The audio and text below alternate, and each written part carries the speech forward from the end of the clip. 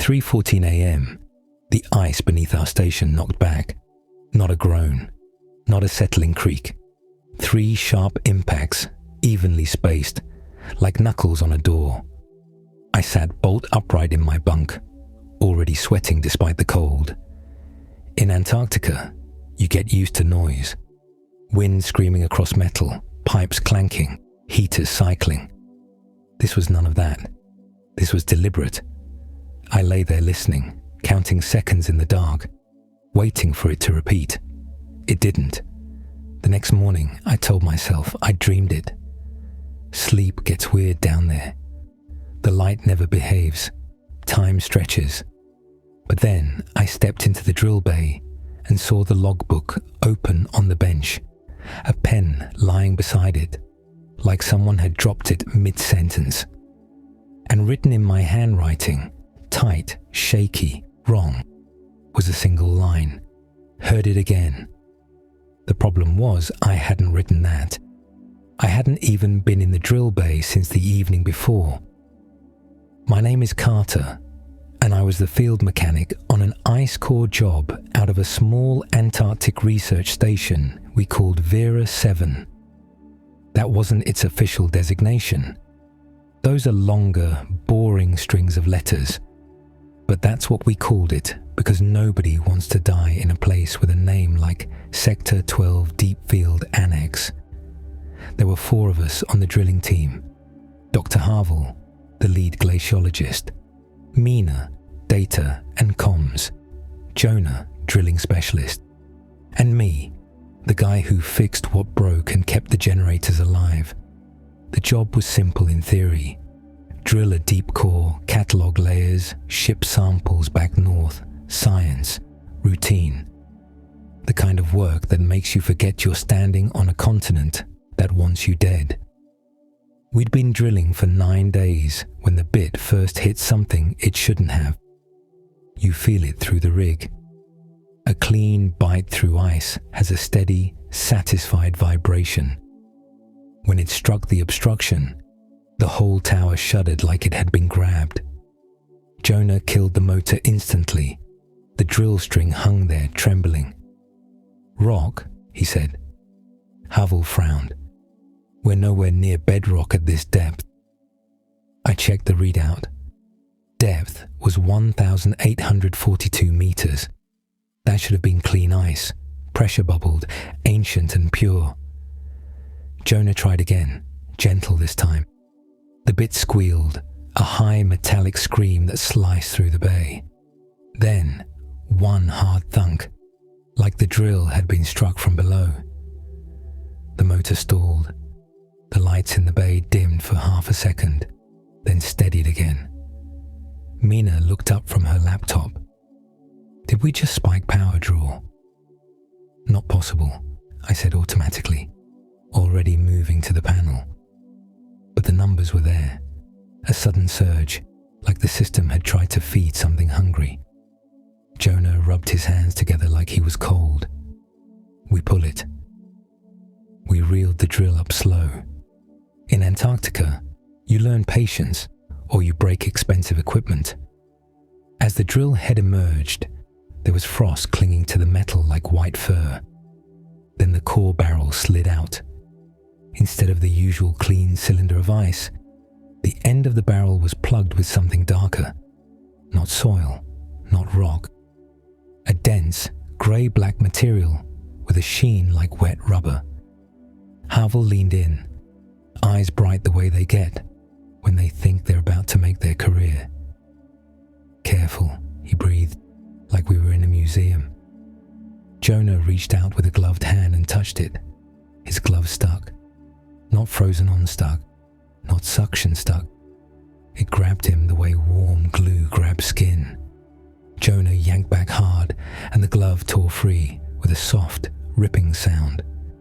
The grey-black material flexed, just slightly, like it had muscle memory. No one spoke.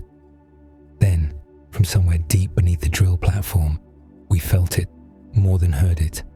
A vibration, slow, heavy, as if something down there had shifted and noticed the pressure above it. Havel tried to laugh it off. Scientists do that when fear starts leaking in. Turn it into a puzzle, a sample, a paper. Could be contamination, he said too quickly. A trapped pocket, hydrocarbons, something from an old subglacial lake. Mina didn't look convinced. Mina was practical. She'd done 2 seasons on the ice and didn't romanticize anything. Hydrocarbons don't move, she said. Jonah stared at his torn glove like it had betrayed him. It grabbed me. I got the core barrel onto the bench and shone my flashlight along the dark plug. The surface wasn't smooth. It was patterned. Faint ridges that repeated in a way that made my eyes slide off them. Like my brain didn't want to lock onto the geometry. The smell hit a second later. Not rot, not chemicals. Something metallic and warm, like copper and breath. We bag it, Havel said, voice firm. We document. We continue drilling around it. The station lights flickered again. Once, twice. Then the intercom clicked on by itself. Static hissed for 3 seconds, and beneath the static, a low sound like distant singing. Slowed down until it became a groan. Mina snapped her headset on. Comms are down, she said, after a quick check. Satellite link just dropped. That happens, Jonah muttered, but he didn't sound like he believed it. Havel's eyes stayed on the core barrel. We store it, he repeated, quieter, like saying it softly would make it true. We sealed the sample in a thick thermal sleeve and moved it into cold storage. The whole time, I couldn't shake the feeling that we were handling something that didn't want to be contained. That afternoon, the wind died. If you've never experienced Antarctic silence, you won't understand why that matters. The wind is always there. It's the soundtrack. When it stops, it feels like the world has paused to listen. That night we ate dinner in the common room without much conversation. Even Havel wasn't talking like usual. Jonah kept flexing his fingers as if his hand still hurt. Mina sat with her eyes on the floor. I went to bed early and lay awake watching my breath fog in the dim. That's when the knocking started again. 3 impacts, evenly spaced, beneath the floor. I held my breath and listened. 3 more. Then, nothing. The station was still. I told myself it was ice pressure, expansion, settling. Anything but what my body already knew. At 3:14 a.m., the knocks returned. Only this time they travelled. 3 impacts beneath my bunk. A pause. 3 impacts farther down the corridor. A pause. 3 impacts beneath the drill bay. Like something had tested one door, then moved to the next. I got up and stepped into the corridor barefoot. The hall was dimly lit and too quiet. I could hear the faint hum of the generators, and underneath it, something else.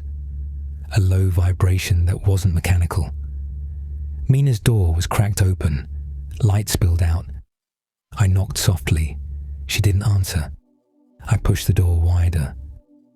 Mina sat on the edge of her bed, fully dressed, boots on, hair tied back like she was ready to evacuate. Her laptop was open. A waveform danced across the screen, jittering like a heartbeat. She looked up at me and whispered, "It's under us." "What?" I whispered back, like volume mattered. She nodded toward her screen. "Seismic sensor, the one we use to monitor the drill vibrations. It's picking up movement." I stepped closer. The readout showed a slow, heavy oscillation. "Could be a calving event," I said, even though we were nowhere near open water. Mina swallowed. "It's not distant. It's right here, under the station." I stared at the line on her screen and felt my skin prickle. Then the movement stopped. The line went flat, and from the floor beneath our feet came one single impact, harder than the others. A slam. the kind that makes dust lift and pipes ring. Mina flinched and clamped a hand over her mouth. The intercom clicked on again. No static this time, just a sound like someone breathing close to a microphone. Slow in, slow out. Then a voice, distorted and thin, as if it had been dragged through ice. It said one word, my name. Mina's eyes locked onto mine, wide and glassy. Did Havel do that? She whispered, like the only safe answer was human stupidity. I forced my legs to move. I backed out of her room and into the corridor, heading toward the common room where the intercom panel was mounted. The station felt smaller at night, like the walls had inched closer. As I passed Jonah's door, I heard him awake inside, breathing fast, mattress creaking, like he'd been sitting up waiting. I knocked once. Jonah, you up? His door opened immediately. He was fully dressed too. You heard it, he said, not a question. We all did, Mina called softly from behind me. Jonah stepped into the corridor, eyes darting along the ceiling. It said Carter. I didn't like how it sounded in Jonah's voice. We moved together toward the common room. The intercom speaker above us clicked with a faint pop, like it was warming up. Havel's door was shut at the far end of the hall. Light under it. He was awake. I knocked hard this time. Doc, open up. The door opened and Havel stood there holding a small recorder, thumb hovering over the button. His expression wasn't fear. It was excitement trying to wear a mask. You heard it, he said. It said my name, I snapped. Havel's gaze flicked toward the floor as if he could see through it. That means it's interacting. Jonah stared at him like he didn't know him. It means something is down there using our comms. Mina's voice trembled. Satellite is still down. The intercom isn't even on the same system. Havel stepped into the corridor, lowering his voice. Look, I know how this sounds, but we retrieved material that's not consistent with known ice strata. It may be biological. If it is, we need to leave, Jonah cut in. Havel hesitated, and in that hesitation I saw something ugly. The calculation. The idea that leaving meant losing the sample, losing the discovery. I opened my mouth to argue again when the station shook. Not violently. A slow, rolling tremor, like a giant had shifted its elbow beneath us. We all froze. The lights dimmed. The emergency LEDs blinked on. And from the drill bay, far down the corridor came a sound like metal being tapped. Clink, clink, clink. Jonah's face went pale. That's the drill string. The tapping repeated, not random, not the chaotic rattle of vibration. A rhythm. 3 taps, pause. 3 taps, pause. The same pattern as the knocks. Mina whispered, it's learning. Havel started walking toward the drill bay. If it's contacting... I grabbed his sleeve. Hard. No. Havel stared down at my hand like I'd insulted him. We need data. Jonah pushed past us. I need my drill. That's not data. That's my rig. We followed, because separating felt like volunteering. The drill bay door was half open. A cold draft seeped out as if the bay had become a mouth. Inside, the rig stood in the dim, tall and skeletal. The drill string hung where we'd left it, except it was moving, not swinging with airflow, not vibrating from machinery. It was being pulled, slowly, downward. The winch was off, the brakes were engaged, but the drill string inched down like something below had fingers on it. Jonah stepped forward, whispering, "No, no, no." The drill string stopped. Everything went still. Then, from the floor beneath the rig, a sound rose, low at first, then louder. A hum. Not electrical, organic, like a throat. The hum vibrated through the metal supports, through my teeth. The station lights flickered in time with it. Havel lifted his recorder with shaking hands. The hum changed. It shifted into something that almost resembled speech, not words, a mimicry of cadence. Then the intercom above the drill bay crackled, and in a thin, cold imitation of human tone, it said, "Carter, come down." Jonah stumbled backward. Mina grabbed my arm so hard it hurt. Havel's eyes were shining, and that scared me more than the voice, because he whispered, "It knows your name, and it wants you." We backed out of the drill bay like people leaving a chapel, quiet, careful, eyes down. The moment we hit the corridor, I slammed the door and threw the latch, as if a latch meant anything. Havel protested immediately. "You can't just shut it out." "I can, and I did," I said. My voice sounded wrong in my own ears, too loud, too thin. "We're not going down there. We're not investigating. We're surviving." Jonah stared at the drill bay door, as if he expected it to bow outward. "It pulled the string," he muttered, "like it had hands." Mina swallowed hard. "We need to send a distress ping. Any kind of burst." "Satellites down," Havel said.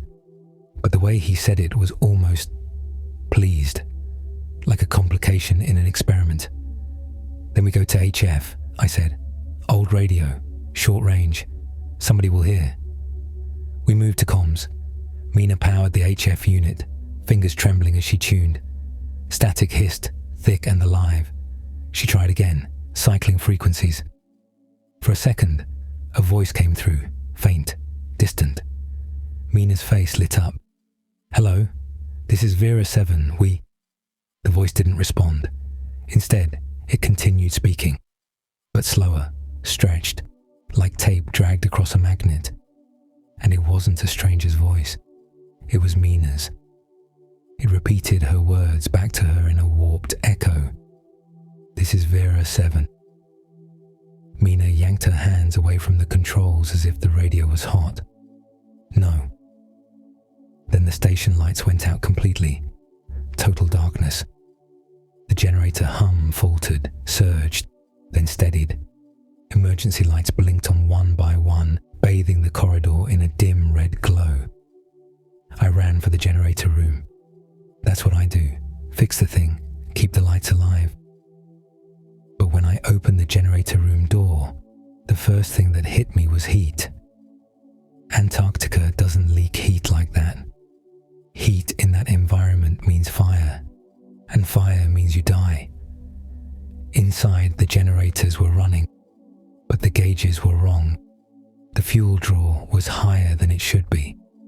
The load was spiking like something was pulling power in bursts, like a heartbeat. I moved to the panel and felt the vibration in the metal with my fingertips. The station itself was pulsing.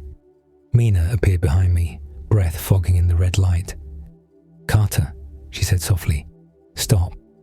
I looked at her. "If we lose power, we freeze." "I know," she whispered. "But listen." So I did.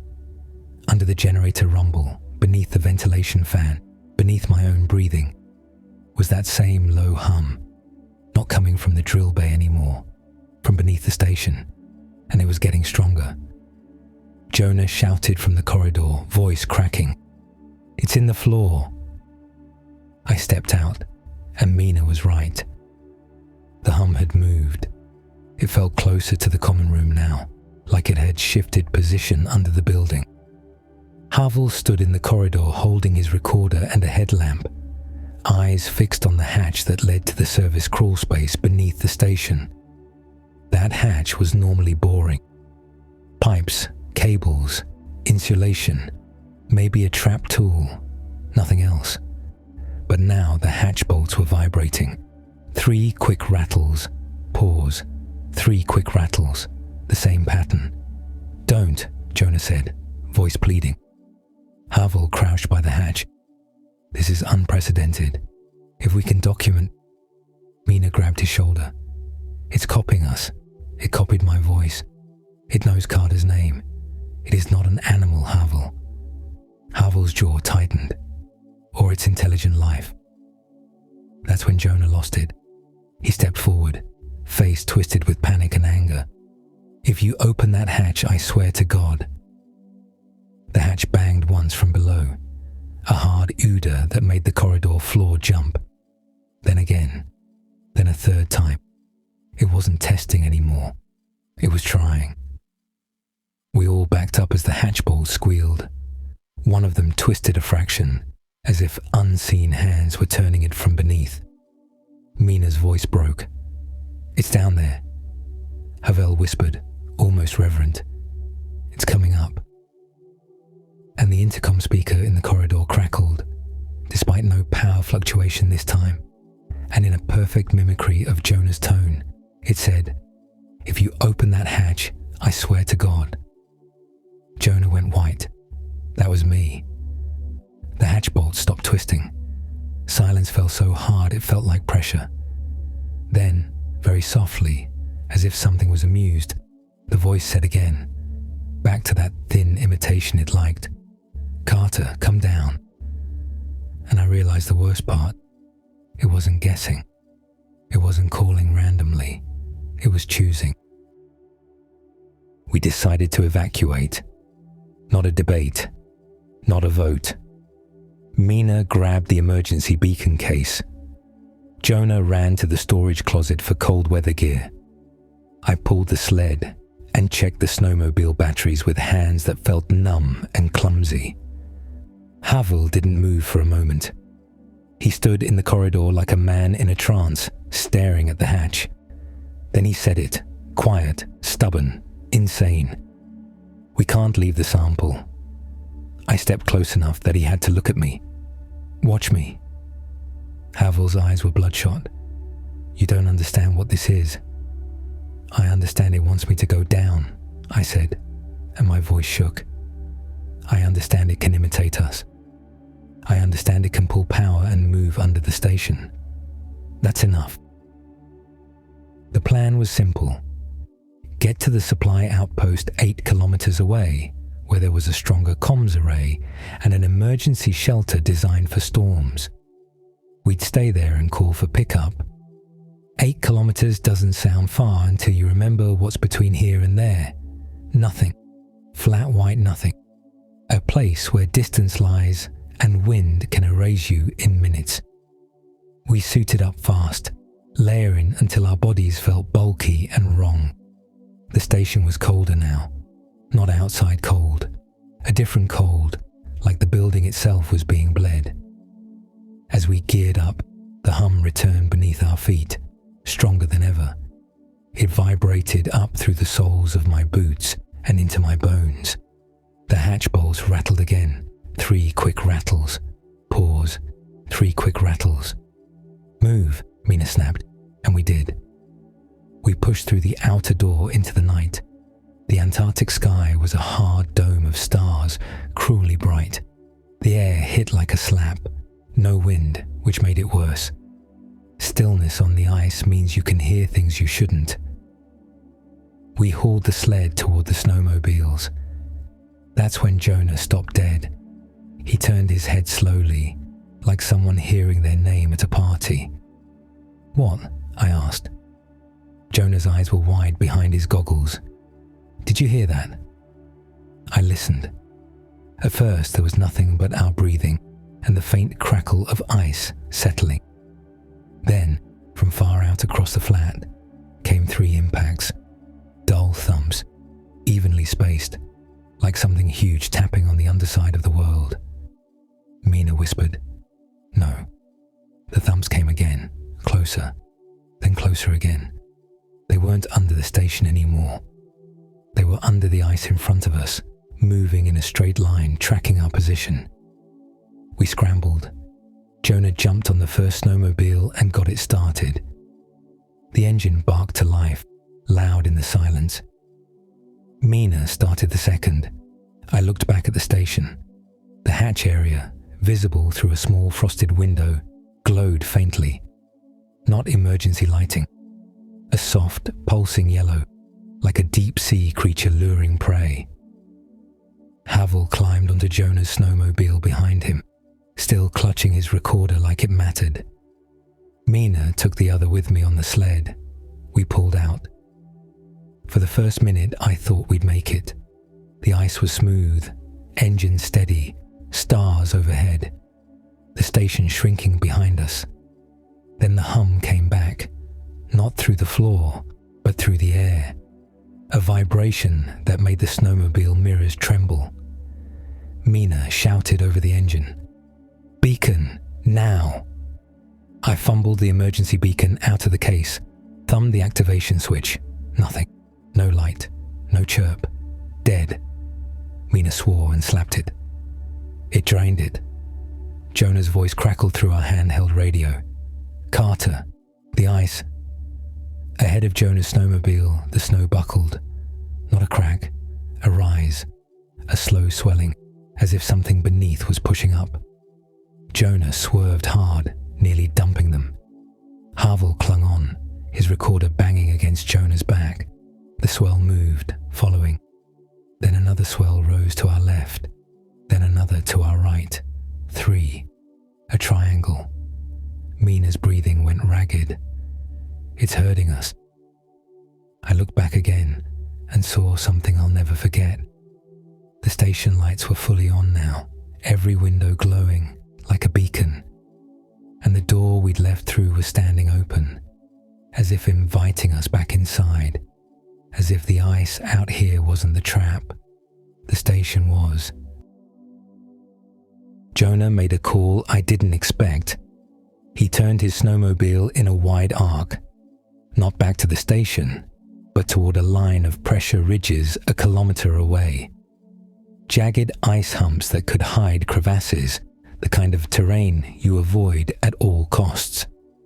"Jonah," Mina shouted into the radio, "where are you going?" His reply came clipped and panicked. "Somewhere it can't move under us like this. The ridges are broken ice. It'll have to surface or stop. Or it'll crack open and take you," I muttered. But I followed anyway, because our choices were narrowing fast. As we approached the ridges, the snow beneath us began to tremble. The hum intensified until it felt like it was inside my skull. The swells in the snow kept pace at our flanks, always 3, always in formation. Then the middle swell surged forward, right beneath Jonah's snowmobile. The front end jolted up. Jonah fought the handlebars. Havel screamed. The snowmobile flipped. It happened in a blur of headlights and snow spray.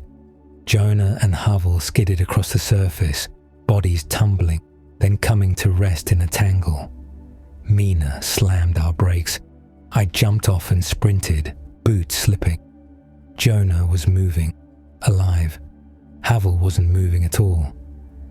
Mina reached Jonah first, grabbing his arm. "Get up, now." Jonah stared past us, eyes locked on the snow where the swell had been. The snow was sinking, like something had pulled away and left a void. A hole began to open, slow, circular, edges crumbling inward. Not a crevasse crack, a round opening as clean as a drilled shaft, widening from below. Warm air spilled out, and with it came that smell, copper and breath, strong enough to make me gag inside my mask. Mina yanked Jonah upright. "Leave him," she hissed, looking at Havel. Jonah choked out, "We can't."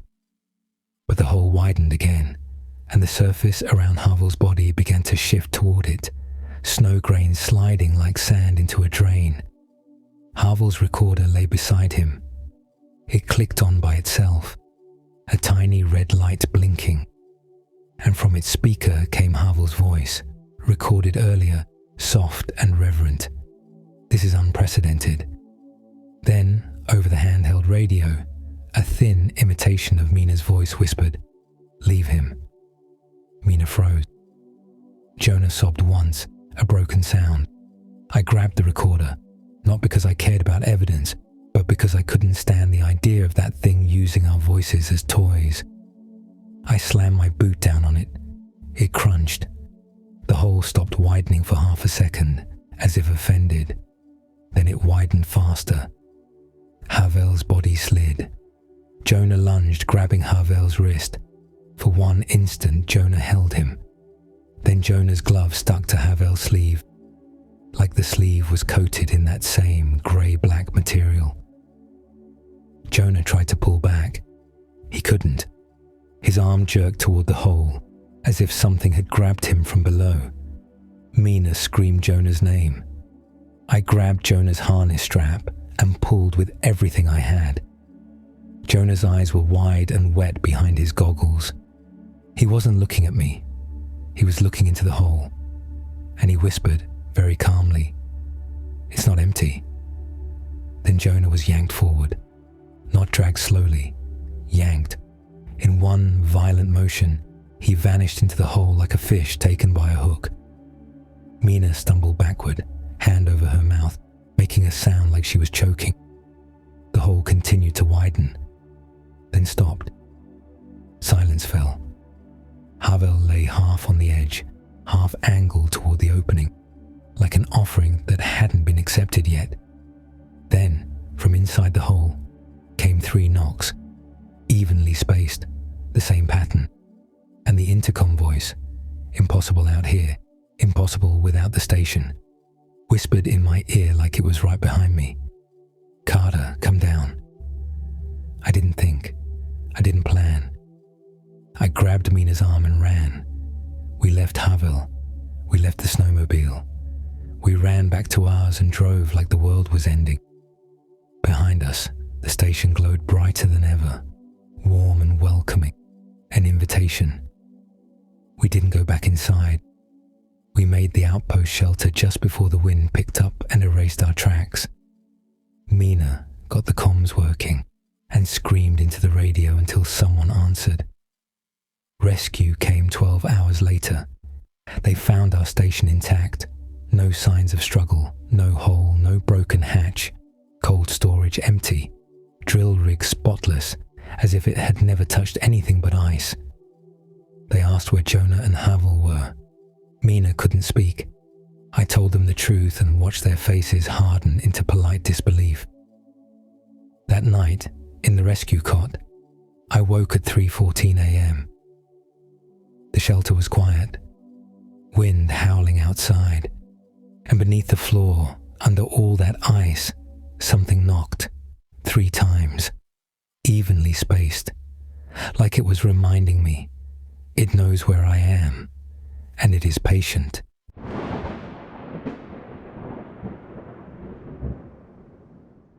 Thanks for listening. I'll see you in the next transmission.